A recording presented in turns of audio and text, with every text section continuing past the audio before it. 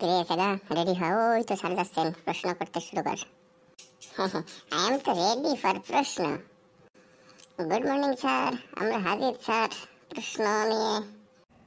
আচ্ছা, আজকে দুটো অঙ্ক শেখাই। বলতো সেগা, তোকে 5টি গরু আর 5টি ঘোড়া দিলাম, তাহলে কয়টি হলো? ওহ স্যার, এটা তো একদমই সহজ। 5 আর 5 15টা। কিরে, 5 আর 5 15 হলো কি করে রে?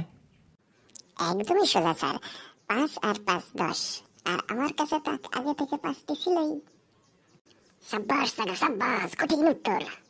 আচ্ছা, এবার একটা সাধারণ জ্ঞানের প্রশ্ন করি। করুন করুন স্যার, আমাদেরও প্রশ্ন আছে। বল, জলে বাস করে এরকম 5টি প্রাণীর নাম বল।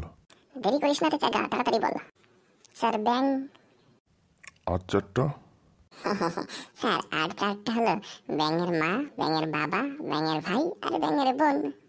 দারুণ রে জায়গা, দারুণ। দিন দিন তোর সাধারণ জ্ঞানে এত বৃদ্ধি পাচ্ছে রে, সাব্বাস জায়গা।